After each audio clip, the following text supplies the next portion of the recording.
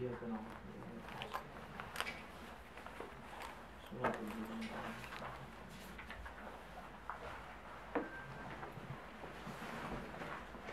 بسم الله الرحمن الرحيم. الحمد لله رب العالمين، والصلاة والسلام على أشرف الأنبياء والمرسلين سيدنا ومولانا محمد وعلى آله وصحبه أجمعين. رب اشرح لي صدري ويسر لي أمري واحلل عقدة من لساني يفقهوا قولي. رب يسر ولا تعسر يا كريم، رب تمم بالخير. وبعد، قال الله سبحانه وتعالى في كتابه العزيز: أعوذ بالله من الشيطان الرجيم، بسم الله الرحمن الرحيم. يا أيها الذين آمنوا اتقوا الله ولتنظر نفس ما قدمت لغد واتقوا الله إن الله خبير بما تعملون. Hai orang-orang yang beriman, takwalah pada Allah Subhanahu wa taala, dan hendaklah setiap jiwa itu memerhatikan apakah persiapan yang ia telah sediakan untuk hari esok, iaitu hari kiamat. Dan sekali lagi bertakwalah kepada Allah, kerana sesungguhnya Allah Subhanahu wa taala Maha mengetahui akan apa yang kamu kerjakan. Alhamdulillah, pertama sekali kita bersyukur kepada Allah Subhanahu wa taala kerana masih lagi kita diberikan kesempatan, ruang masa pada pagi ini.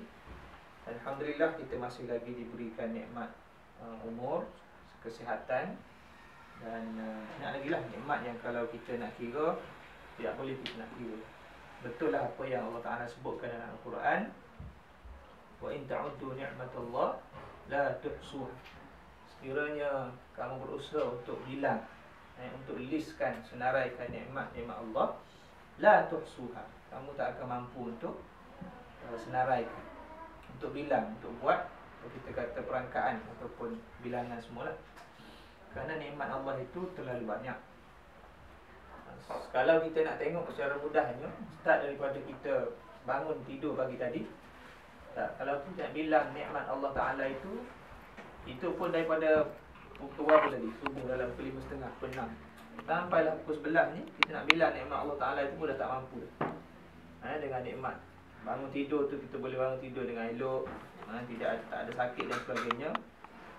Kita boleh bernafas, bernyawa dengan baik, mata kita berfungsi, telinga kita alhamdulillah berfungsi, tangan, kaki kita dan sebagainya.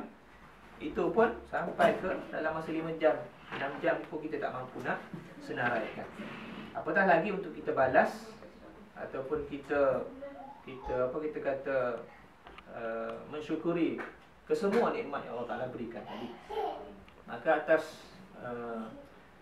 di asas itulah, bila mana kita sebutkan kita di atas dunia ni kita merupakan hamba Allah. Kita merupakan hamba Allah Subhanahu wa taala. Maka atas segala nikmat yang Allah Ta'ala berikan tadi, maka layaklah ataupun sepatutnya lah kita mentaati perintah Allah Subhanahu wa taala. Amat peliklah kalau nikmat Allah Ta'ala berikan kepada manusia, kepada hamba dia, tapi hamba tadi tidak turut perintah dia. Jadi insya-Allah sama-sama kita banyakkan lagi syukur kita kepada Allah Subhanahu Wa Taala melalui pelbagai cara. Syukur ni kita boleh buat melalui pelbagai cara. Syukur itu mungkin melalui kita ingat kepada Allah Taala, kita lafazkan alhamdulillah. Itu paling mudah. Alhamdulillah dengan kita menghayati makna dia.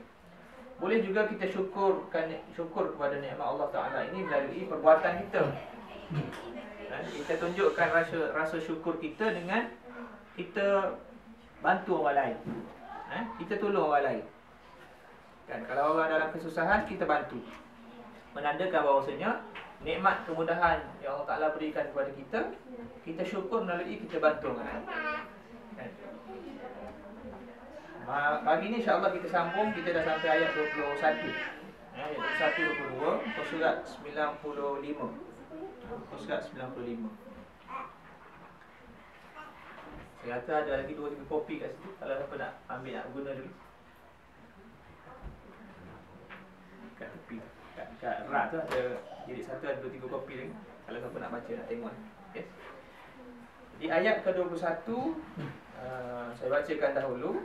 Allah Ta'ala berfirman, Bismillahirrahmanirrahim.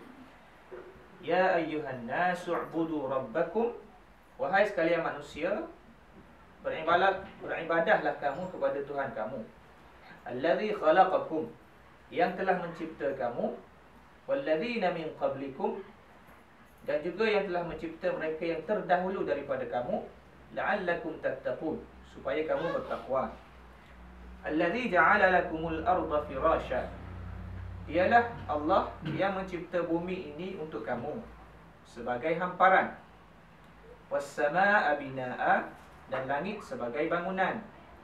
Wa anzala minas samaa'i ma'an, dan dialah Allah yang menurunkan air hujan dari langit. Fa akhraja bihi minas thamarati rizqan lakum, dan dengan air itu Allah Ta'ala mengeluarkan buah-buahan yang menjadi rezeki bagi kamu. Fala taj'alu lillahi andadan wa antum ta'lamun, maka oleh itu janganlah kamu mengadakan bagi Allah sebarang sekutu, padahal kamu semua mengetahui. Okey. Hari ini kita bermula dengan ayat yang bersifat ataupun yang berbentuk seruan. Ini ayat pertama yang Allah Ta'ala mulakan dengan Ya Ayyuha. Okey, ayat sebelum ni, ayat 1 sampai 20 tak ada lagi. So dalam susunan Al-Quran, kalau daripada awal, Allah Ta'ala mulakan dengan ayat 21 dengan Ya Ayyuha, menyeru manusia. Dalam konteks ini Allah Ta'ala menyeru manusia digunakan perkataan An-Nas. An-Nas ni manusia lah. An-Nas. Jadi An-Nas, selalu kita baca surah An-Nas, Qul a'udhu rabbin nas, manusia. Okay. Apakah maksud manusia dalam ayat 21? Kita akan tengok dalam huraian apa pengarang kita selepas ini. Saya baca dahulu kemudian kita tengok sedikit huraian. Munasabah ayat ataupun kaitan ayat ini dengan ayat sebelumnya. Ayat-ayat terdahulu iaitu ayat 1 sampai 20 menjelaskan bahawa manusia terbahagi kepada 3 kumpulan, iaitu yang pertama golongan mukminin, itu golongan yang beriman. Yang kedua golongan kafirin, orang yang tidak beriman, orang kafir. Yang ketiga golongan munafiqin, itu orang yang bersifat talam dua muka. Itu ayat 1 sampai 20 kita dah bincang sebelum ni. Manakala ayat 21 dan 22 ini pula menyeru ketiga-tiga kumpulan itu supaya beribadah kepada Allah Subhanahu Wa Taala dan tidak mempersekutukannya dengan sesuatu apa. Okay. Ayat 21 kata ya ayuhan nasu'budu rabbakum. Sembah Allah, itu ibadah. Kita akan bincang konsep ibadah. Mana sembah Allah Subhanahu Wa Taala. Ayat 22 kata fala taj'alu lillahi andada. Hujung ayat tu Allah Taala kata jangan kamu mensyirikkan Allah Taala dengan apa jua benda. Maknanya benda tu berbentuk fizikal yang kita boleh nampak, atau benda tu bersifat spiritual, metafizik. Tak boleh. Sebagaimana saya sebut tadi, ayat ini merupakan seruan pertama mengikut susunan Al-Quran, iaitu dalam bentuk Ya Ayyuha. Ya ni dalam bahasa Arab, kalau ya alif tu kita panggil dalam bahasa Arab apa dia, adatun nida.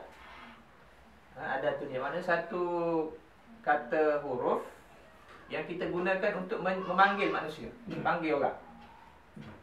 Bagi contoh kita kata kita nak panggil anak kita nama Anas. Bagi contoh kita guna Ya Anas. Orang Melayu terjemah dengan wahai Anas.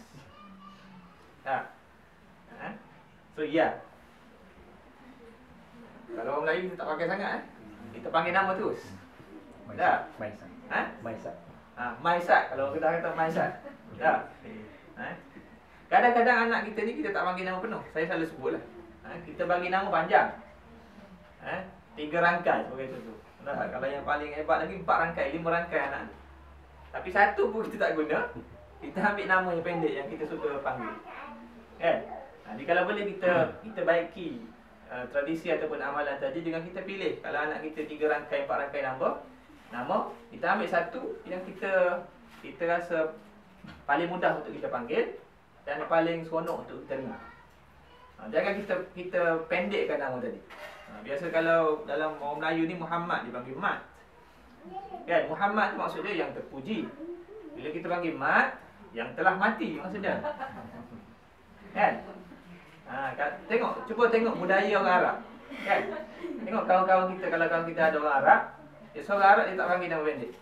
Dia akan panggil nama penuh. Kan? Kalau Muhammad dia panggil ya Muhammad. Kita Muhammad jadi abang mak. Abang yang telah mati. Kan? Tapi dalam bahasa Melayu tak apalah. Cuma dia jadi nama yang elok tadi, dia berubah jadi tak ada makna. Kan? Yang terpuji jadi tak ada makna. Sama juga anak kita, kalau boleh nama apa contohnya, apa yang mudah-mudah sikit, Salsabila contoh ambil contoh nama anak saya lah. Salsabila ni dalam Quran, dalam surah Al-Insan. Salsabila salah satu apa, Salsabila ni salah satu mata air dalam syurga. Nama cantik Salsabila daripada Quran, tapi kita panggil apa? Bella. Ataupun Bel. Kan? Tak, Bel jadi loceng pula. Jadi apa? Jadi kan? Jadi itu antara budaya yang saya rasa perlu kita sesuaikan dengan kehendak agama kita lah. Supaya setiap hari kita sebagai ayah, kita sebagai ibu, kita seru anak kita dengan panggilan yang baik-baik. Supaya yalah, bila kita seru tu, kata-kata ibu dan bapa ni salah satu doa. So, bila kita seru dengan panggilan yang baik, insya-Allah dia pun akan secara spiritualnya dipengaruhi dengan sifat-sifat yang baik. Betul susah kita nak baiki, tapi kena ubah. Kan? Kena ubah. Supaya kita boleh sesuaikan dengan kehendak agama kita. Kadang-kadang ada juga yang ambil nama daripada Quran tapi tak faham makna. Sebagai contoh, dalam Quran ada saya dengar lah, tapi saya tak pernah jumpa lah. Ibu nama Syarrul Bariyah.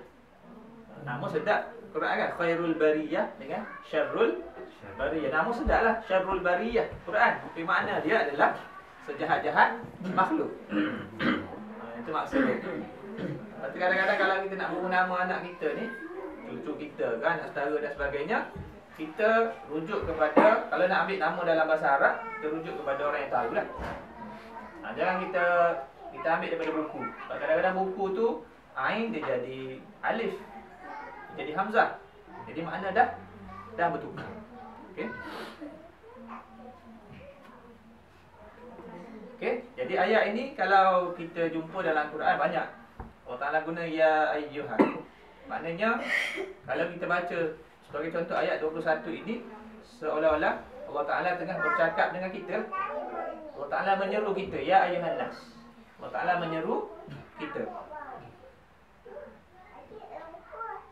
Okey, dan pengarang kita ni kata muka surat 95 tu sebagai muqaddimah ataupun sebagai introduction bagi membicarakan sikap ahli kitab terhadap Al-Quran dan Islam yang dibawa oleh Nabi SAW. So kita ingat balik surah Al-Baqarah ni turun di Madinah. Di mana di Madinah ni ada orang Yahudi dan ada orang ahli kitab daripada kalangan Yahudi yang majoritinya. Jadi ayat ini bermula untuk selain daripada address orang Islam, orang mukmin, orang kafir dan orang munafik, juga nak address sikap dan perangai orang Yahudi di Madinah. Dalam dua ayat ini terkandung dua perkara yang sangat penting diambil ingatan. Yang pertama, menyatakan risalah Nabi SAW sebagai risalah yang umum dan syumul. Syumul maksud dia merangkumi semua aspek kehidupan. Syumul. Serta mengemukakan dalil dan bukti yang menunjukkan kesahihan dan kebenaran risalah. Risalah maksudnya ajaran yang Nabi SAW diminta untuk disampaikan. Daripada perkataan Rasin lam. Kalau Rasul itu beza dengan Nabi kan. So maknanya risalah ni benda yang perlu disampaikan. Kalau Nabi cukup dia dilantik sebagai dia dibangkitkan oleh Allah Ta'ala sebagai Nabi. Apa beza Nabi dengan Rasul? Kita belajar juga. Speak tak ingat lah. Ada pun Rasul, dia dipertanggungjawabkan untuk tabligh, untuk menyampaikan dia risalah dia. So dengan dibangkitkan Nabi SAW, secara automatik risalah ataupun kitab-kitab sebelum ini telah masuk. Tidak boleh dipakai lagi. Dalam istilah bahasa Arab dipanggil masuk. Maknanya abrogated. Telah dihilangkan autoriti kitab tadi sebab turun wahyu ataupun Quran sebagai kitab yang paling akhir. So maknanya kalaulah kita sekarang ni kita kata ataupun kalau ada orang Islam dia kata saya boleh baca kitab Taurat, saya boleh baca kitab Injil. Tengok kitab Injil pun sama ajaran dia Quran sebagai contoh. Jadi dia kata dia nak berpegang kepada kitab Injil. Tak boleh. Sebab Quran datang untuk menasahkan semua kitab yang turun sebelum ini. Pernah zaman Nabi SAW kisah Sayyidina Umar. Sayyidina Umar Al-Khattab, dia ada beberapa kisah atau beberapa peristiwa dia selalu bersama dengan Abdullah bin Salam. Abdullah bin Salam ni salah seorang ulama daripada kalangan ahli kitab Yahudi. Abdullah bin Salam. Jadi sekali Umar Al-Khattab dia bersama dengan Abdullah bin Salam, dia baca lembaran-lembaran daripada kitab Taurat. Dia baca lembaran kitab Taurat. Sedangkan pada waktu itu wahyu ataupun Quran daripada langit tengah turun dari Jibril kepada Nabi sallallahu alaihi wasallam. Maka kebetulan pada satu hari Nabi dapat tahulah. Nabi kata kepada Umar, "Lau kana Musa fikum hayyan, lau kana Musa fikum hayyan lama wasi'ahu illa an yattabi'ani." Sekiranya Nabi Musa hidup di kalangan kamu pada sekarang ni, pada waktu sekarang, lama wasi'ahu illa an yattabi'ani. Dia tidak ada option, dia tidak ada pilihan kecuali dia kena turut aku. Nabi kata. Sebab itulah antara kalau kita baca kisah Nabi Musa AS ni, dia minta dalam antara doa-doa dia kepada Allah Ta'ala, dia minta supaya dia dibangkitkan menjadi umat Nabi SAW. Sebab Rasulullah ni dia mempunyai kuasa ataupun power yang tak ada pada Nabi-Nabi yang lain. Antara yang paling besar adalah kuasa syafaat. Syafaat di hari akhirat. Itu istimewa sebenarnya, istimewa kita umat Nabi SAW ini. Tetapi kerana kita jauh hubungan kita dengan Nabi SAW, kita tak rasa rapat hubungan kita dengan Nabi SAW. Kan? Berapa kali dalam satu hari kita ingat kepada Nabi kita? Tak, jarang. At least Nabi itu selawat-selawat kan. Kita selawat, kita doakan kepada Rasulullah SAW. Jadi kalau hubungan kita jauh, bagaimana kita nak mendapat syafaat di hari akhirat? Dahlah kita pun tak kenal batang tubuh Nabi SAW. Kalau zaman sekarang lah, kalau kita nak submit satu application, apa-apalah, sekolah anak kita kan, masuk asrama dan sebagainya, kalau tak pakai kabel, susah kan? Tak, maknanya kita kena cari orang yang kita kenal untuk kita mendapat syafaat dunia tadilah. Kan? Kalau tak kenal, ialah walaupun kadang-kadang apa dia anak beranak juga waris. Tapi sebab tak kenal, tak pernah jumpa sebelum ini, orang takkan tolong kita. Kan? Sama juga konsep, walaupun Nabi SAW itu dia rindu kepada kita sebenarnya. Dalam hadis-hadis Nabi sebut tentang bagaimana umat akhir zaman ni, umat baginda dipuji oleh Nabi SAW. Antara lain yang saya ingat Rasulullah sebut, Rasulullah kata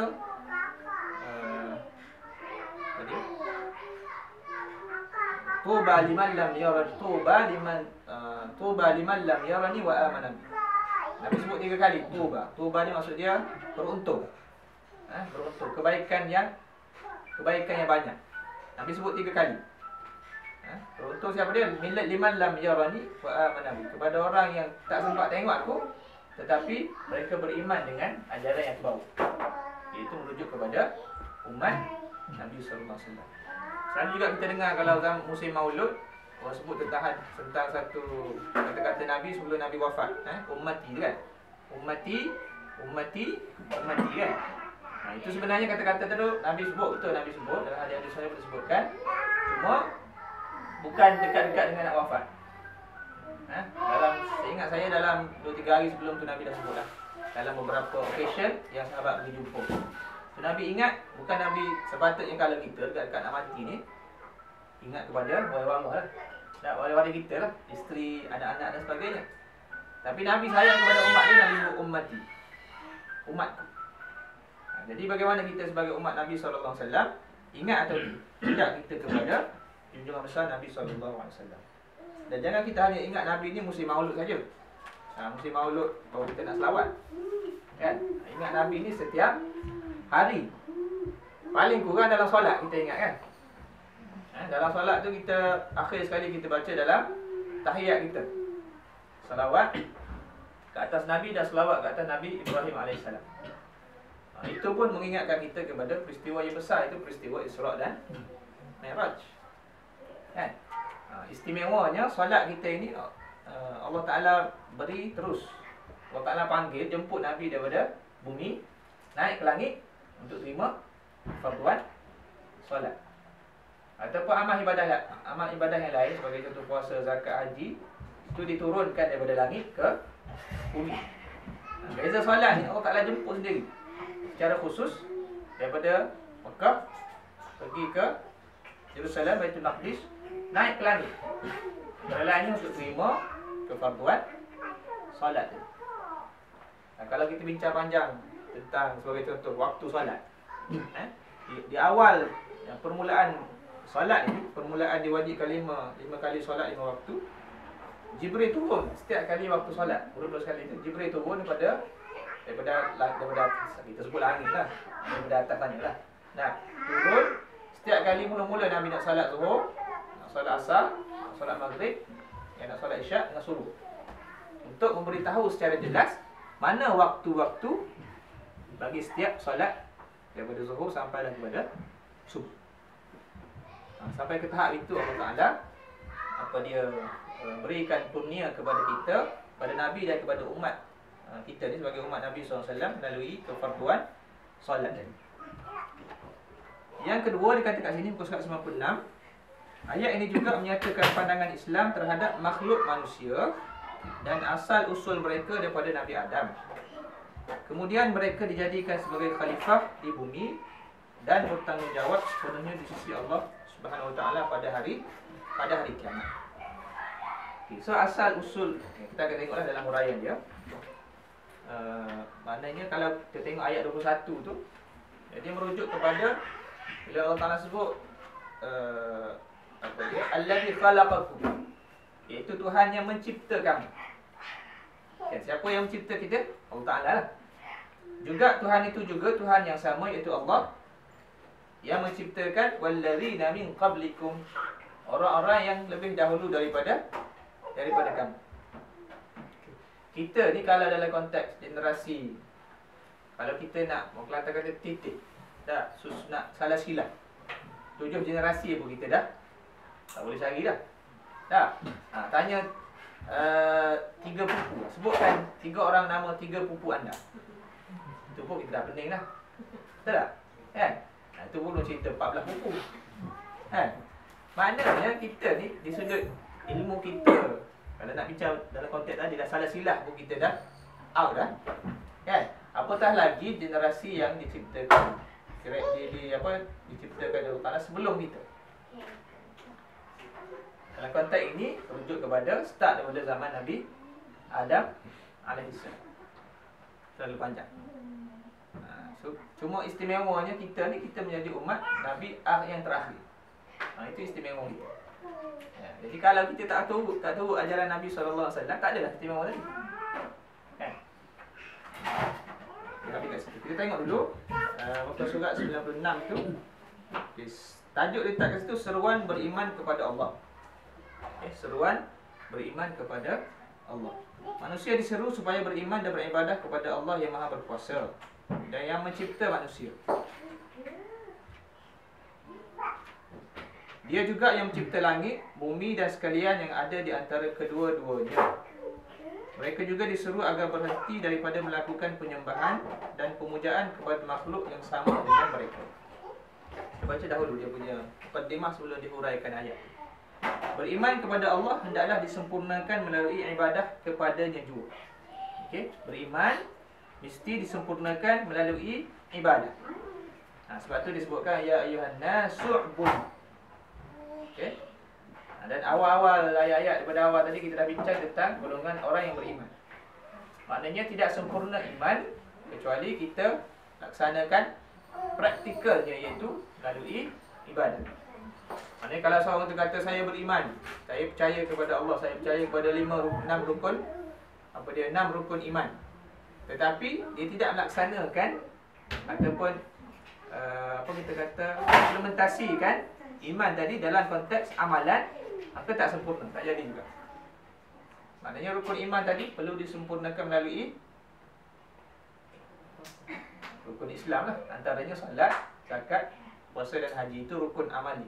Kita kata perkara yang dibuat secara amali, secara praktikal. Sama juga kita sana. Kita dah salat, alhamdulillah. Kita dah puasa, kita dah bayar zakat, kan? Haji kita macam mana? Kan? Rukun Islam tu ada 5. Kan? Haji kita tak pergi lagi. Kan? Tapi tempat-tempat lain kita dah tua semua dah. Nampak tak? Kan? Itu sebenarnya prioriti kita. Kalau kita ada kemampuan, the first thing yang kita kena buat adalah pergi buat haji. Nampak tak? Itu kadang-kadang bila kita letakkan prioriti yang salah, bila kita nak sempurnakan rukun Islam kita, pergi buat haji dulu. Lepas umur 40 dah, baru dah matang sikit kan. Umur 30 ni relax dulu kan. Itu sebenarnya antara perkara yang perlu kita revisit lah. Sebab dalam budaya orang Melayu, dah tua-tua baru nak pergi, dah pencen barulah nak pergi haji. Sekarang ni kalau mohon melalui tabung haji, ingat kalau tahun ni 2060 baru boleh pergi. Ada kawan saya dalam 2-3 minggu lepas register, 2061 baru dia pergi. Tapi dia ada cara-cara dia lah, ada trik dia kan nak pergi cepat. Kan? Tapi at least kita kena pasang niat lah. Kena pasang niat. Kan? Lagi mana tidak sempurna, rukun haji, rukun Islam tadi, iaitu buat haji tadi, ada tidak sempurna lah kita punya perhambaan kita dalam konteks praktikal kepada iman tadi pada Allah SWT. Ada. Sebab tu nak kena pasang niat dan kena fokus. Jadi sebab tu saya kalau yang masa di UK dahulu pun bagi tahu budak-budak daripada UK mudah untuk pergi. Kan? Jadi tak perlu queue. Jadi instead of pergi ke Paris, pergi ke Spain, pergi ke Europe, baik kumpul duit, pergi buat haji. Muda-muda lagi, tenaga pun kita kuat. Jadi itu mungkin kita yang masing-masing muda ni kita plan daripada awal lah. Sebab dalam konteks masyarakat Melayu kita ramai yang bila dah tua, bila dah berumur, di sudut kekuatan, tenaga dan sebagainya dah kurang. Kemudian ada juga yang mati awal dan sebagainya, terpaksa buat badal haji, ganti orang lain dan sebagainya. Jadi kita tak sempat sempurnakan rukun haji tadi. Dan ada juga orang yang ada duit tu dia pergi berkali-kali haji. Kan? Itu kalau kita bincang banyak fatwa ulama lah. Dalam sejarah pun Nabi SAW sekali je Nabi buat haji. Sekali je. Sekali saja Nabi pergi buat ibadah haji. Jadi kalau orang kaya tu dah pergi haji sekali, belanjalah orang lain. Dah. Orang miskin yang mungkin tak mampu untuk buat haji dan sebagainya, kita sponsor. Kan? Okey, jadi iman kita perlu disempurnakan dengan ibadah. Sedangkan ibadah pula hendaklah membawa manusia ke darjat para muttaqin sebagaimana yang disebut sifat-sifat mereka pada ayat permulaan dalam surah terdahulu. Okey. Tujuan ataupun matlamat daripada ibadah tadi adalah untuk kita sampai ke darjat ataupun ke maqam muttaqin. Bukan untuk saja-sajalah. Kalau kita buat ibadah, solat, zakat, puasa dan sebagainya, bukan untuk sekadar melepaskan tanggungjawab. Kan? Tetapi ada tujuan dia, ada matlamat dia supaya kita upgrade ataupun kita improve kita punya kedudukan daripada orang Islam biasa kepada orang yang beriman yang biasa kepada iman betul-betul, kan? Iman betul-betul kepada orang yang bertakwa, takwa biasa-biasa kepada takwa yang tinggi, kemudian naik lagi kepada tingkatan-tingkatan yang berikut. Asalnya melalui ibadah. Sebab itulah kalau kita akan rasa dekat dengan Tuhan bila kita buat amal ibadah, betul tak? Kan? Kita tak akan rasa dekat dengan Allah Ta'ala bila waktu kita pergi shopping, betul tak? Masa pergi beli korek tu bagi contoh, rasa rapaknya dengan Tuhan. Tak ada. Tak ada. Kan? Pergi grocery, kan? Pergi beli grocery, pergi shopping dan sebagainya. Tak pernah kita akan rasa aku ni rapatnya hubungan. Paling rapat hubungan aku dengan Allah Ta'ala, paling aku ingat kepada Allah Ta'ala ialah masa aku pergi beli korek bagi contoh. Ada.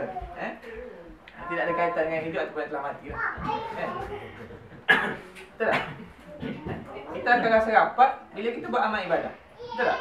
Bila kita zikir, bila kita baca Quran, bila kita semayang. Betul tak? Kadang-kadang ialah dalam kehidupan kita seharian ni, kalau buat masak dan sebagainya, kadang-kadang kita tak rasa pun, kan? Sebab benda tu dah jadi rutin harian, kan? Kita tak rasa pun. Jadi bagaimana kita nak dalam semua perkara yang kita buat dalam hidup kita seharian, boleh kita dapatkan pahala ibadah tadi. Saya dah sebut banyak kali lah. Kita kena usahakan. Sebagai contoh seorang isteri, seorang isteri yang daripada pagi sebagai contoh bangun, solat subuh, kemudian kejut anak dan sebagainya, kemudian start masak, nak sediakan dia breakfast, pergi buat basuh baju laundry pula, kan, cuci rumah, vacuum dan sebagainya. Amat rugi kalau dah apa yang dia buat seharian itu tidak dapat pahala.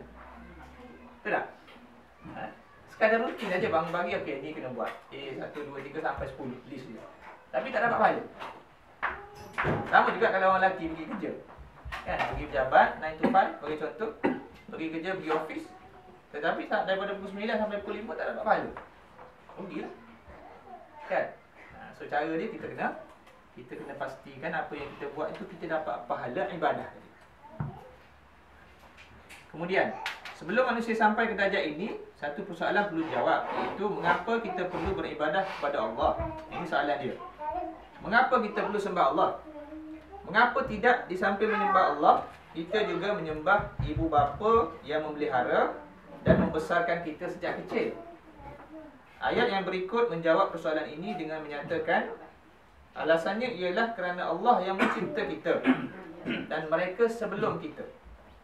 Oleh itu, hendaklah kita beribadah kepada Allah SWT sahaja.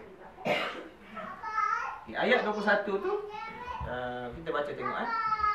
Ya ayuhan nas, u'budu rabbakum. Wahai manusia, u'budu rabbakum, sembahlah Tuhan kamu. Okay, Allah Ta'ala tak guna sini u'budullah. Dia ada dia punya signifikan dia. Kenapa tidak guna ya ayuhan nas u'budullah, tapi dia guna u'budu rabbakum, sembahlah Tuhan kamu. Kita tengok dia ada kaitan dengan huraian pengarang kita. Siapa Tuhan kamu tadi? Allazi khalaqakum, okay, yang menciptakan kamu. Kenapa Allah Ta'ala tidak kata mula-mula sekali yang memberi rezeki kepada kamu? Tengok, Allah Ta'ala start dengan the very basic yang berkaitan dengan diri kita, iaitu asas ataupun hakikat kewujudan kita adalah kerana Allah Ta'ala menciptakan kita. Bukan kerana Allah Ta'ala tersebut, bukan kerana ibu kamu yang melahirkan kamu, bukan kerana dia ayah dengan ibu kahwin kemudian dia keluarlah kamu. Tidak. Dia kembali kepada asas yang menciptakan kamu adalah Allah. Kemudian Tuhan itu Tuhan yang sama yang menciptakan siapa? Walladzina min qablikum, orang-orang yang telah datang sebelum kamu. Okay, kalau kita sekarang kita hidup tahun 2013 sebagai contoh. So daripada 2013 undur ke belakang, itu semua adalah ciptaan manusia, makhluk yang diciptakan oleh Allah Subhanahu Wa Taala. Kalau kita tengok kat situ ada Tuhan, ada manusia ataupun ada makhluk lain yang boleh lawan.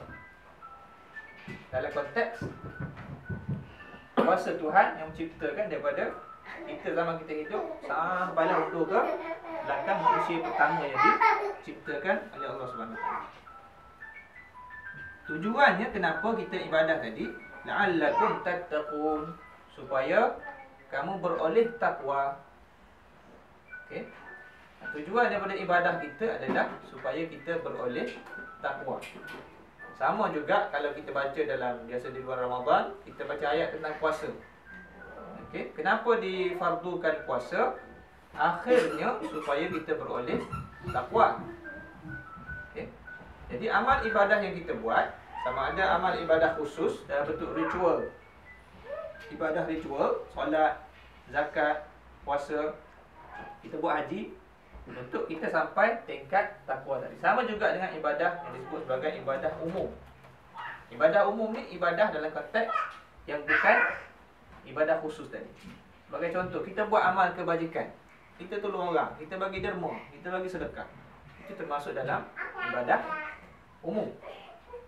Okay, ibadah umum. Sebab tu saya sebut tadi, kalau kerja kita pun, kalau kita niat betul, niat yang betul, ikhlas kerana Allah Ta'ala, isteri masak di dapur, basuh kain di apa? Di apa? Basuh kain kat mana? Laundry kan? Nah, niat dia ikhlas kerana Allah Ta'ala, maka dia akan dapat pahala ibadah umum daripada apa yang dibuat. Setiap benda yang dibuat, dia akan dapat pahala. Tapi kalau buat tu bukan kerana Allah Ta'ala, niat kita buat niat masak tadi kerana apa? Biasa kita masak kerana apa? Kerana apa? Ada suami suruh dah. Suami suruh ni kalau kalau suami balik ni tak siap lagi masakan, nanti nak kena komplain dah. Sebab tu kadang-kadang dalam kehidupan kita hidup suami isteri ni, kita kena apa? Kena orang kata betul ansur lah. Kadang-kadang balik tu lapar, suami lapar, balik office lapar, tapi masakan tak siap lagi. Nasi tak masak lagi, gulai tak masak lagi. Mulalah panas telinga kan. Tapi kadang-kadang kita kena ingat juga, kita pergi office, duduk kat office, aircon sejuk kan. Isteri kat rumah ni masak lah, basuh dah, jaga anak dah, sapu rumah dan sebagainya. Itu kadang-kadang bila kita balik, betul lah kita nak supaya nasi tu masak terhidang di atas meja kan.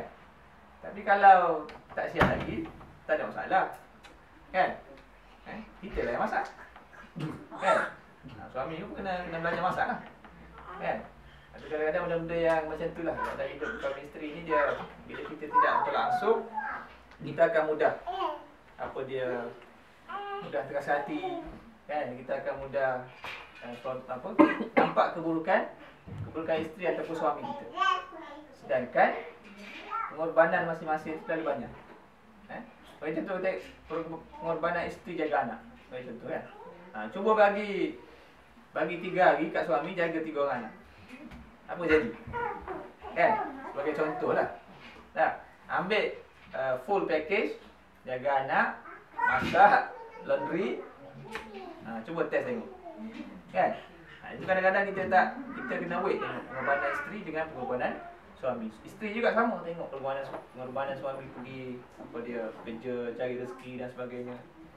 Jadi bila kita boleh tengok the positive side of each, daripada husband dengan wife, insya-Allah kita punya hidup dalam kehidupan berkeluarga tu akan harmoni. Biasalah family pun sebut, sedangkan lidah lagi tergigit kan. Betul tak? Kita duduk makan-makan, kadang-kadang kita gigit dia bibir kita tak? Gigit lidah kita kan? Jadi sama je. Jadi kadang-kadang hidup berkeluarga ni tak ada dia punya masam pahit dia, manis saja tak seronok juga kan. Sama juga kalau kita makan makanan, kalau manis je tak sedap juga. Dia kena ada masam sikit, kena ada pahit sikit, kena ada tawar sikit kan. Itulah kita kata fitrah kehidupan manusia. Okey. Jadi ayat ini disebut ayat muka 96 tu, ayat ini merupakan seruan yang pertama dalam susunan Al-Quran, dan Al-Quran ini mengulanginya sebanyak 20 kali dalam keseluruhan Al-Quran. Kalau kita tengok dalam bentuk seruan tadi, ya ayyuha tu, kalau ikut pengarang kita ni ada 20 kali. Balik boleh check. Kalau dalam siapa ada software dalam telefon tu, kita boleh tarik lah. Tarik ya ayyuha, dia akan tulis list semua ayat yang bermula dengan ya ayyuha. Okey, apa maksud manusia yang saya sebut tadi ya ayyuhan nas? Apa maksud kataan manusia tadi? Manusia yang maksudkan kat sini ialah manusia yang ada pada zaman nuzul Al-Quran, iaitu zaman Al-Quran turun, itu zaman Nabi SAW. Dan ia juga termasuk manusia yang selepasnya sampailah kepada hari kiamat. Ini bererti perintah beribadah ini terus menerus dan berpanjangan kepada seluruh generasi manusia kini dan akan datang, tanpa mengira keturunan, warna kulit, kabilah, bangsa dan bahasa. So dia kembali kepada apa yang disebut muka surat 95 tu. Kalau pertama tu dia kata risalah Nabi ni risalah yang umum serta syumul. Dia bukan kepada orang Arab sahaja. Islam ni bukan untuk orang Arab sahaja. Islam ni tu untuk seluruh manusia. Sebab tu kita sebut dalam Al-Fatihah, Alhamdulillahi Rabbil Alamin. Segala puji bagi Allah, Tuhan yang merupakan Rabb. Rabb ni yang memerintah ataupun yang memiliki seluruh alam. Okay? Kita tak kata Rabbil Arab, Tuhan orang Arab saja, ataupun Tuhan Rabbil Malayuwi, Tuhan orang Melayu saja. Tak. Jadi dia membawa makna kalau Tuhan itu Tuhan seluruh alam. Islam yang dibawa oleh Nabi juga Islam untuk seluruh manusia. So Islam ini bukan eksklusif untuk orang Arab, bukan eksklusif untuk orang Melayu, bukan eksklusif untuk mana-mana bangsa. Islam ini untuk semua. Jadi sebab tu kalau kita nak cerita pasal Islam ni kita kena cerita kepada semua orang. Tak boleh kita nak dakwah orang Melayu je, kan? Orang Cina kita kena dakwah, orang India kita kena dakwah, orang putih kita kena dakwah. Tak boleh kita letakkan aku Islam ni hanya untuk orang Melayu, tak boleh. Sebab itu bukan nature Islam. Islam turun untuk semua orang. Dalam konteks masyarakat Melayu, bila kita sebut di Malaysia lah sebagai contoh, kan, bila kita sebut orang Islam, kita akan nampak Melayu, kan? Definisi perlembagaan pun, ni lawyer kita ada, kan? Definisi perlembagaan pun orang Melayu itu adalah yang beragama Islam, bertutur dengan apa dia bahasa Melayu, kan? Kalau sekarang mudah lah, dalam IC disebut, kan? Jadi Islam tu sebenarnya tidak terbatas kepada orang ataupun bangsa yang tertentu sahaja. Lepas tu bila kita duduk luar negara ni, kita nampak lah, kan? Islam itu ada orang yang kulit hitam pun Islam, yang kulit tak berapa hitam pun Islam, kulit perang pun Islam, kulit putih pun Islam, kan? Dan kita akan tengok kepelbagaian cara mereka melaksanakan amal ibadah, kan? Bukan uniform, bukan satu bentuk, pelbagai form, kan? Ada yang semayang, kata perempuan tu ada yang semayang tak pakai apa, tak sempurna pun, tutup aurat je. Kita pun pelik, betul ke tak betul ni? Nah, semayang tak pakai tudung, semayang tak pakai stokin. Kadang-kadang ada yang tak betul tu ada amal juga, kan? Sebab tak mengaji, kan? Kita dah ingat ni mazhab mana ni? Ni mazhab tak mengaji, kan? Kalau kita duduk di Malaysia, biasanya kita akan tengok amalan dalam konteks mazhab Syafi'i sajalah, kan? Betul tak? Kita kat luar ni ada yang amal mazhab Hanafi, mazhab Hambali, mazhab Maliki. Jadi kita nampak kepelbagaian umat Islam, tetapi mereka berpegang kepada ajaran akidah yang sama, Tuhan yang satu, Tuhan yang sama dengan kita, kan? Jadi itu dia punya hikmah. Sekali lagi, ya. Kataan ibadah kita tengok, ya ayuhan nas u'budu, kataan ibadah. Ibadah ni dalam bahasa Arab daripada abadah. Abadah ya'bud. Biasa kita guna abdun. Abdun ni hamba lah. Hamba dalam bahasa Inggeris biasa terjemah dengan servant ataupun slave. Slave ataupun servant. Kataan ibadah dalam bahasa Arab bermaksud tunduk, sembah dan merendah diri. Inggeris biasa diguna dengan submission. Submission. Submit tu God. Dalam bahasa Arab diungkapkan tariqun mu'abbadatun. Maksud dia jalan yang dipijak kaki-kaki manusia. Maksud dia di sini ibadah membawa makna mentauhidkan Allah, iltizam dengan syariatnya serta menolak pemujaan kepada selain Allah. Okey. Sebab tu dalam pembahagian tauhid. Pembahagian tauhid ni ada disebut sebagai tauhid. Ada tauhid rububiyah, ada tauhid uluhiyah, ada tauhid asma' wa sifat. Saya nak ambil satu je, tauhid uluhiyah. Iaitu kita mengesahkan Allah di sudut Allah Ta'ala itu sebagai ilah. Dibeza Rabbun dengan ilah. Dalam syahadah kita sebut la ilaha illallah. Kita tak kata la rabba illallah. Beza dia. Okey. Dan bila kita sebut la ilaha illallah, kita membezakan Allah Ta'ala itu sebagai Rabb dan ilah.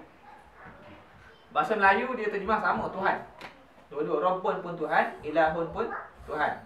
Tapi bila kita bincang dalam konteks bahasa Arab, dia beza. Sebagai contoh kita sebut la ilaha illallah. Maksud ilah kat situ adalah la ma'buda bihaqqin illallah. Itu maksudnya. Maksud ilah itu adalah Tuhan yang layak disembah. La ma'buda bihaqqin. Dalam bahasa Inggeris dia terjemah dengan apa dia, worthy to be worshipped. Worthy to be worshipped. Tuhan yang hanya layak disembah. Itu beza ilah dengan Rabb. Jadi maksud ibadah kat sini dia membawa maksud ilah tadi, iaitu tauhidul ibadah. Kita mengesahkan Allah di sudut ibadah kita hanya kepada Allah, bukan kepada perkara lain. Okey. Yang kedua, kita kena iltizam. Maksud iltizam ni kita komit. Kita berpegang teguh dengan syariat. Yang ketiga, dia punya ciri dia, kita tolak pemujaan kepada selain Allah. Zaman sekarang kita tak nampak sangat orang puja benda-benda yang khurafat, benda-benda yang karun. Jarang kita nampak kan? Jarang. Kalau zaman dahulu banyak. Banyak puja dalam masyarakat Melayu ni, puja kubur, puja hantu, puja hantu laut dia panggil apa? Ancak kan? Puja hantu laut, puja, kalau kita zaman moden ni jarang dah. Jarang. Mungkin puja tu dalam bentuk yang baru lah. Kalau jenis yang orang Islam jenis minat muzik tu kan, jenis puja apa dulu kan? Apa yang jenis underground punya ni, black metal. Dia sampai black metal kan. Ada orang Melayu yang jenis puja. Jadi sampai ke tahap itu. Tapi zaman sekarang kita tak nampak lah.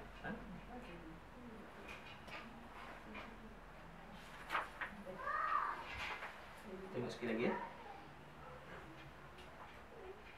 Okay, ni dia sebut pengarang kita ni sebut tentang signifikan perkataan Rabb. Okay. Dalam bahasa Arab, kalau suri rumah kita pergi suri rumah, ibu tu sebagai suri rumah, kita panggil Rabbatul Bait. Rabbatul Bait. Maknanya ibu yang mendidik di rumah. Kita guna istilah Rabbun kan. Tapi untuk apa? Feminin lah, Rabbatul. Jadi Rabbatul Bait. Okey. Perenggan tu dia kata manusia diseru supaya beribadah kepada Tuhan mereka. Okay, kita disuruh supaya kita beribadah. Kataan Ar-Rabb, Tuhan, merupakan nama Allah yang paling hampir kepada manusia. Nama Allah yang paling hampir kepada manusia. Apa huraian dia? Rabbul Alamin artinya Tuhan sekalian alam, yang mendidik dan memelihara seluruh alam. Bukan hanya manusia. Bukan hanya manusia. Kita ambil contoh. Kita ambil contoh bagaimana Allah Ta'ala menurunkan hujan. Dalam konsep Rabb tadi. Cuba kita apply, okay?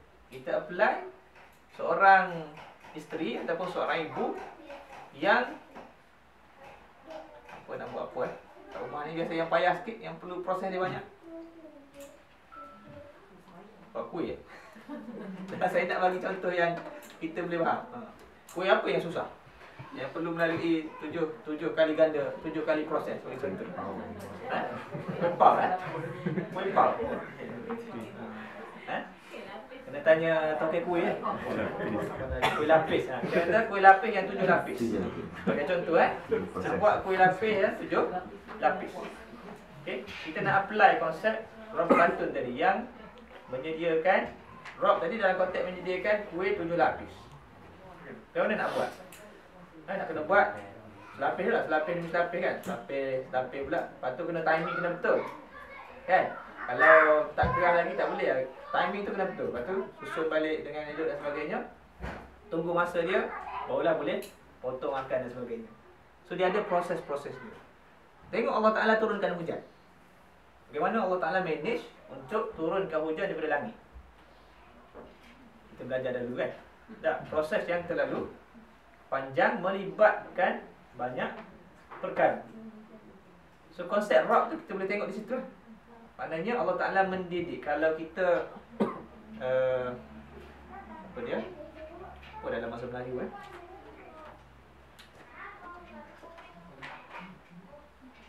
tak jumpa perkataan. Mana mendidik tu bukan hanya didik mengajar. Kan? Maknanya benda tu ada proses-proses yang tertentu yang perlu dilalui. So dia kata kat sini, itu dalam konteks Allah. Orang yang paling hampir kepada kanak-kanak ialah ibunya. Kerana ibu memberi susu kepada anaknya, memelihara dan menjaga kepentingannya, mengangkat dan mendukungnya, menyuap makanan dan membersihkan tubuh badannya. Kadang-kadang ayah pun, bapak pun kadang-kadang payah nak basuh berak anak lah. Tanya pula bagi apa? Tanya nak ayah ke nak mak? Macam tak mau. Macam tak mau. Macam tak mau lah. Kalau anak tak beritahu nak ayah, itu maknanya mak tu. Dah, pusing lagi kan? Inilah penjaga dan inilah pendidik. Itu maksudnya. Maknanya bagaimana anak yang bukan hanya lahir berumur 1 hari, tapi start daripada anak itu disenyawakan dalam perut. Daripada situ kan dididik, mengalami pembesaran, membesar sampailah cukup masa untuk dia lahir, umur 1 hari. Daripada umur 1 hari bagaimana anak tadi dididik. Kalau kita nak ambil ibu dan bapa lah, dididik oleh ibu dan bapa sampailah kalau kita sampai umur kita 30, 40, 50 dan sebagainya. So itu konsep rock kalau kita nak faham secara mudah. Jadi dalam konteks Allah Ta'ala sebagai Rabbul Alamin, kalau kita nak fikir dengan otak kita, very complicated lah. Kan? Hujan tu bukan turun di bumi Melbourne saja. Dah. Di Kelantan pun turun hujan. Kan? Kadang-kadang kita tengok Allah Ta'ala ni, kehebatan Allah Ta'ala turunkan hujan ni, ada masanya turun satu tempat je. Kan? Ada sehari tu turun hanya di Springvale.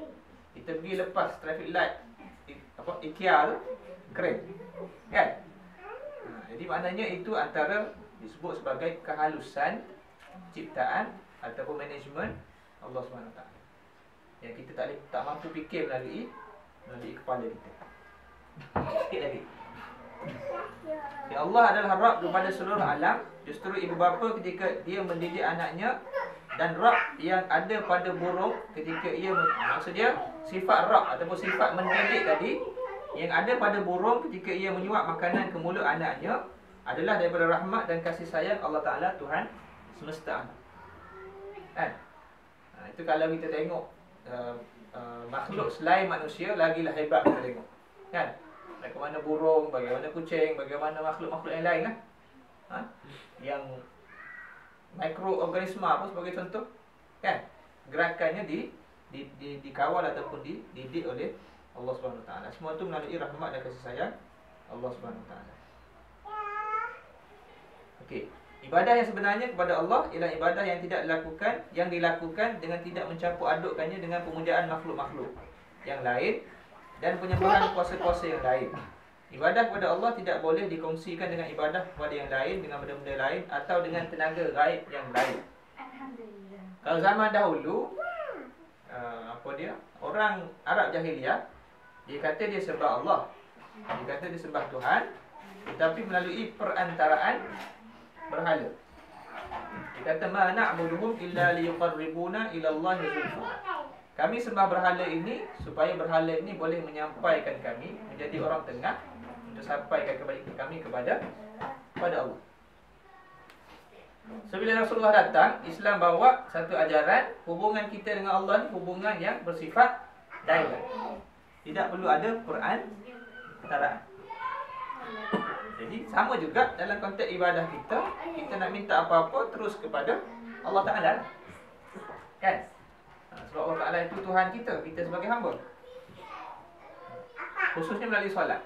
Solat tu adalah hubungan direct kita dengan Allah Subhanahu Wa Ta'ala. Dalam hadis pun Nabi sebut aqrabu masa ataupun tempat yang paling seorang hamba itu berada paling dekat dengan Tuhan ni adalah wahuwa sajid, masa dia sujud. Masa kita sujud tu lah masa kita paling hina lah. Kita menghinakan diri kita di hadapan Tuhan kita. Masa tu lah kita paling dekat dengan Allah Subhanahu Wa Ta'ala. Tapi kita kena rasa lah. Tak, masa sujud tu lah aku yang paling hina. Tapi kalau kita sujud dalam konteks rutin solat biasa, kita tak rasa masa kita sujud tadi. Kan? Kadang-kadang kita rasa tu masa solat hajat je. Tak, solat hajat adalah sebab kita nak minta kan. Lepas tu sujud tu lah sujud terakhir. Kan? Nanti mana-mana sujud, tak kisah sujud terakhir ke, sujud awal ke. Setiap sujud tu kita doa kepada Allah Subhanahu Wa Ta'ala apa keperluan kita, apa hajat kita kepada Allah Subhanahu Wa Ta'ala. Kadang-kadang kalau kita solat hajat ni, kita kata masa sujud terakhir tu kita doa. Kan? Ada orang buat gurau, dia kata sebab apa? Sebab orang Melayu ni dia lastminute.com. Jadi sujud terakhir tu doa. Dan ke mana-mana sujud kita boleh guna. Mana-mana sujud. Sebab masa tu lah masa kita paling dekat dengan Tuhan kita. Okay. Kemudian dia bertegah di sini ibadah yang dikongsikan dengan sesuatu selain Allah adalah suatu perbuatan syirik. Syirik ni apa dia tu associate partner. Kita mensyirikkan. Bahasa Melayu menyengutukan. Menyengutukan Allah dengan sesuatu yang lain. Perbuatan sama itu terlalu banyak dan terlalu halus sehingga kadang-kadang tidak disedari manusia. Dia bagi contoh kat bawah. Justru setiap Muslim hendaklah mengawasi sebarang aktiviti yang melibatkan syirik. Kadang-kadang syirik atau memperbilang Tuhan berlaku dalam bentuk meletakkan harapan kepada selain Allah, atau dalam bentuk menaruh kebimbangan dan ketakutan terhadap yang selain Allah. Syirik kadang-kadang terkandung dalam ungkapan dan kata-kata yang disebut secara tidak disedari. Bagi contoh dia kata antaranya, dia kata kita kata jika tidak kerana doktor saya sudah meninggal dunia. Itu dibimbangi. Itu kalau sebenarnya jelas dah tu. Jika tidak kerana doktor saya sudah meninggal dunia. Yang kedua dia kata jika tidak kerana anjing ini nescaya rumah ini dimasuki pencuri. Jika tidak kerana sipulan dan sipulan tentu kita tidak akan jadi begini dan sebagainya. Semua kata-kata ini merupakan ucapan syirik yang tersembunyi. Okey. Syirik ni ada dua. Syirkun jali, syirik yang jelas, syirik yang kita boleh nampak. Yang kedua syirkun khafiyun, syirik yang tersembunyi. Yang dibimbangi, yang kita bimbang adalah syirik yang tersembunyi dah. Kita memberikan atau menyamakan kuasa manusia dengan kuasa Allah Subhanahu Wa Ta'ala. Kuasa manusia membuat keputusan, memberi hukuman dan sebagainya sama dengan kuasa Allah Subhanahu Wa Ta'ala. Dibimbangi akan berlaku syirik khafi tadi. Last sekali ayat 21 tadi, la'allakum tattaqun, supaya kamu bertakwa. Kataan la'alla bererti semoga. Maksudnya beribadah kepada Allah dengan harapan supaya kamu termasuk dalam golongan manusia yang bertakwa. Ayat ini sekaligus mengajar manusia supaya tidak terkeliru dengan ibadahnya. Malahan pada masa yang sama adalah takut akan Allah dan mengharapkan rahmat-Nya. Saya berhenti kat situ. Kalau ada sebarang tambahan atau soalan. Ayat 22 tu boleh balik baca saya tak urai. 22 tu Allah Ta'ala mulakan ataupun mula membicarakan ayat-ayat mengaitkan dengan perkara yang ada di sekeliling kita. Ini kita sebut sebagai ayat kauniyah. Ayat yang bersifat dia membicarakan tentang alam sekeliling kita. Sebagai contoh dalam ayat 22 tu ada disebut tentang al-ardu, bumi. Disebut juga tentang sama, langit. Yang ketiga disebut tentang air hujan, ma'an. Okey. Yang keempat disebut fa'akhraja bihi minats thamarat, buah-buahan. Termasuklah tumbuh-tumbuhan lah, pokok-pokok yang kita tanam. Okey. So benda ni kita tengok setiap hari ada di sekeliling kita. Yang mana kita duduk di bawah, kita duduk di atas bumi, di bawah langit, kan? Dengan macam-macam lah pokok bunga, pokok buah dan sebagainya. Itu semua adalah nikmat Allah Subhanahu Wa Taala. So Allah Taala tanya di akhir ayat 22 ni, adakah dengan segala nikmat yang aku beri ni, kamu duduk di bumi aku, di bawah langit aku berikan rezeki dengan pokok-pokok buah-buahan dan sebagainya, rempah ratus yang kamu buat masak setiap hari, kamu masih nak menyekutukan aku sebagai Tuhan. Jadi kita boleh fikir dalam konteks yang lebih mudah lah, kan? Kalau kita ada seorang tuan, okay? Kita hamba, kita ada tuan. Tuan ni semua benda dia beri kat kita. Bagi kamu satu bilik siap dengan semua kelengkapan. Makanannya, peti aisnya, mesin basuhnya, microwave-nya, semua sekali. Kan? Semua aku bagi. Kamu hanya perlu buat ada 2-3 benda saja yang aku suruh. Jadi adakah patut bagi seorang hamba tadi dia mengingkari ataupun derhaka kepada kehendak tuan tadi? Jadi insya-Allah semoga kita boleh reflect, khususnya dalam kehidupan kita lah. Kadang-kadang dalam banyak perkara kita tidak sedar. Kita tidak sedar dalam percakapan kita, dalam perbuatan kita, kita sebenarnya telah meletakkan manusia ataupun makhluk itu melebihi kuasa Allah SWT. Sedangkan semuanya adalah di bawah kuasa ataupun kita kata ketentuan Allah SWT. Cuma kita sebagai manusia, kita diberikan sedikit ruang untuk kita berikhtiar. Itu kita dalam konteks akidah Ahlussunnah wal Jamaah ni, kita diberikan ikhtiar. Kita berusaha, kan? Kita usaha sampai tahap itu, akhir sekali kita doa, kita tawakal kepada Allah, serahlah keputusan kepada Allah SWT. Itu konsep kita sebagai umat Islam untuk kita beribadah kepada Allah SWT. Okey, saya berhenti di situ. Ada soalan ataupun tambahan? Silakan. Ada? Jadi insya-Allah kita akan sambung dalam minggu-minggu berikutnya. Sambung ayat 23 ni. Dia semakin menarik lah. Sebab lepas ni dia banyak akan membicarakan tentang perkara-perkara yang berkait dengan kehidupan kita. Walaupun Allah nak address banyaknya kepada golongan ahli kitab, tapi benda-benda ni kita boleh fikir dan kita boleh tengok. Dan kita boleh kita boleh nilai. Sebab benda tu berkait rapat dengan kita sebagai seorang manusia. Yang akhir sekali, sama-samalah kita mohon kepada Allah Ta'ala supaya Allah Ta'ala memberikan sedikit kesedaran kepada saya dan juga tuan-tuan sekalian. Kita boleh amalkan dan sampaikan apa yang kita sama-sama belajar pada kali ini.